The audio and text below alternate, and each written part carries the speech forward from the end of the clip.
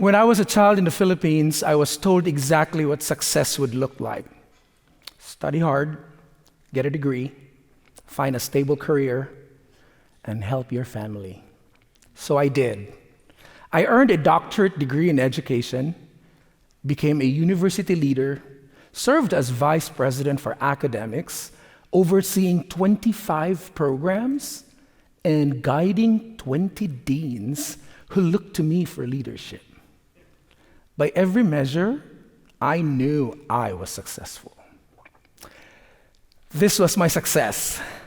I need to make it more tangible because I am a visual learner and I understand things better when I can see them. I call this my blue box. Blue because of the blue hoods resting on academic gowns marking education degrees. Blue because I helped a lot of people earn education degrees and become educators themselves. Blue because I stayed inside this box for a very long time. But here's the truth.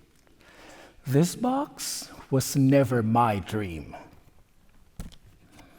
As a child, I wanted to be a painter, a dancer, a singer, an actor, a performer.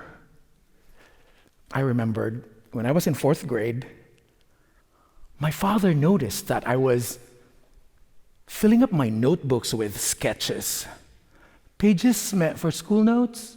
He reminded me that we couldn't afford extra notebooks. Hey, will you please save those pages for your lessons in school? He said. My mother worried when she noticed that I joined dance presentations in school.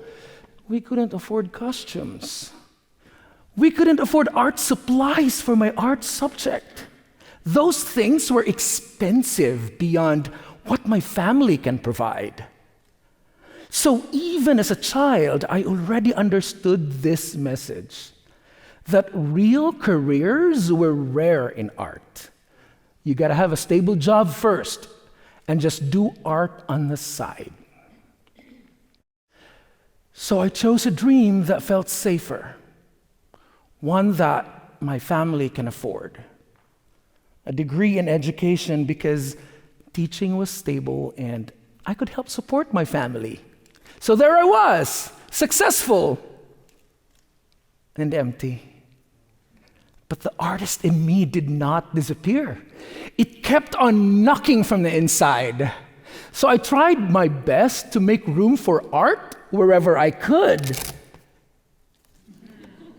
I won in poster making contest in high school. I joined drama production in college. I competed in dance sports while teaching. I choreographed cultural dances and taught folk dancing and art when I was an elementary teacher. For a while I thought, that was enough. Yeah, that was enough. But as my leadership responsibilities in academics grew, this box closed in again.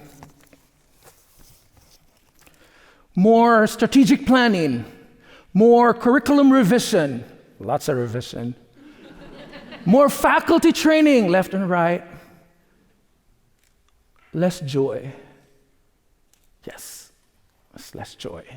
And when I say less joy, this is what I mean. Where I grew up, there were very few spaces for artists like me to grow. There were no theater spaces in high schools. Very limited chance for students to touch real musical instruments.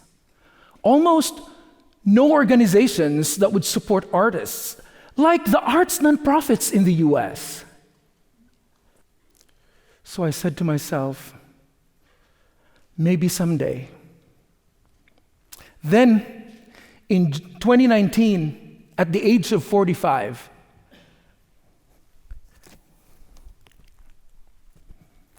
I immigrated to the United States.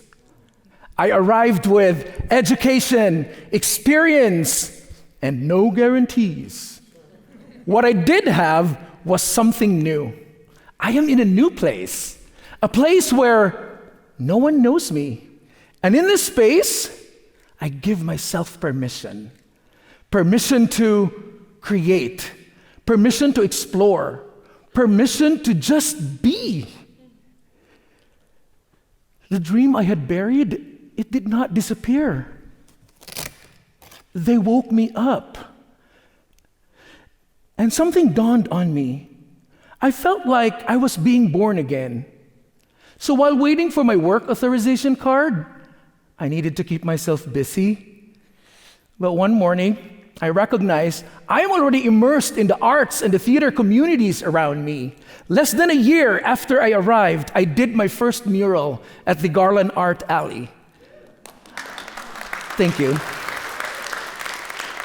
I was even nominated in the Imagination category for Spokane Arts Awards in 2022.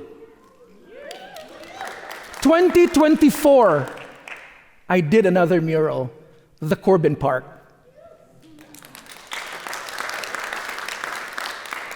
I did those murals not because I was qualified, but because I was courageous. I allowed myself to go out and volunteer, to go out and create, to go out and just introduce myself. And all of a sudden, my childhood dream as a painter, as an artist, was alive. It was that dream that gave me courage to start creating. I did not entertain any doubts for having no degree in fine arts. Here's another story. I think this is more fun. Still, less than a year after I arrived, one night, I sang in a karaoke bar downtown. When your legs don't work like they used to before, and I can't sweep you off of your feet, will your mouth still remember the taste of my love? Will your eyes still smile from your cheeks? Darling, I will be loving you till we're 70. Afterwards, a stranger just came up to me and he was like, hey, I think you should be in the theater. I was like, I had no acting training, no degree in theater, very limited experience. There weren't community and civic theaters in the Philippines, except for karaoke bars. There's a lot. But I auditioned. That decision led to 15 theater productions in less than 6 years. In fact, just last month, I was even nominated in the category Best Supporting Performer in a Musical for Broadway World Seattle Awards 2025 for my portrayal as one of the 11 brothers of Joseph and the amazing Technicolor Dreamcoat. This article in 2022, Gati Nacario thrives in the local arts through painting and acting, celebrates my work in the local arts, something that would not have happened if I had stayed in my blue box in the Philippines. So as I leaned into these artistic opportunities, and as I began contributing through my creativity, I started to feel welcomed in my new home, the United States. It wasn't my degree in the academics that gave me the sense of belonging, but it was showing up through courage. And I want to say that again. It was through showing up with courage. But here's another thing I noticed. Whether I was growing up in the Philippines or starting over in the United States, the message was the same. Art is beautiful, but it's not a priority. Oh, you gotta have a real job. You don't wanna be a starving artist. Just do art on the side. Different countries, different cultures, same box. The roots may look different, but what grows from them feels the same. I did not let my age, my accent, my race, or even my sexuality stop me because I knew I had something to give beyond my resume. And it was then that I truly believed in this truth, that courage is universal. Although according to Paulo Coelho, it is talent that is a universal gift.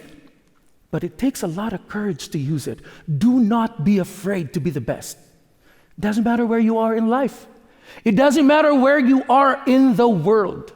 Whether you are fulfilling a childhood dream or moving to a new state to start university or walking to a new job, new team, a leadership role, or learning a new skill, starting over after a loss, or daring to create art for the first time. Courage is the paintbrush. It allows you to create the box you want for yourself, not the box others expect, not the box circumstances handed you, but the box you choose. And when you start painting it fully, boldly, without apology, you transform your life. And sometimes even the lives of the people around you. So let me ask you this question. When was the last time you showed courage? Well, let's do a quick imagination exercise. You may close your eyes if you wish to. I want you to imagine your current box. What is its color? Assign a color.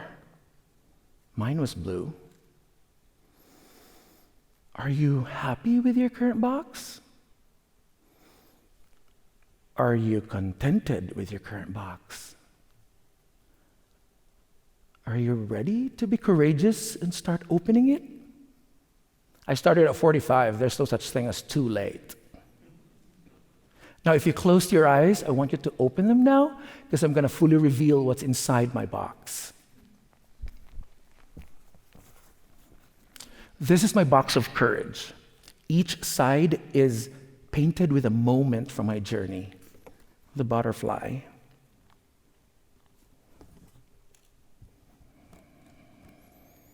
The sun. The roots.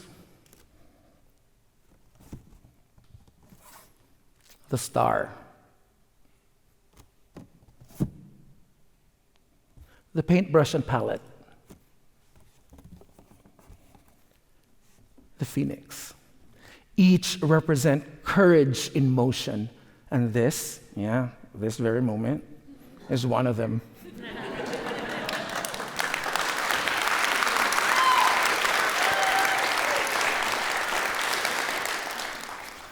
So I leave you this question. What's inside your current box? Thank you.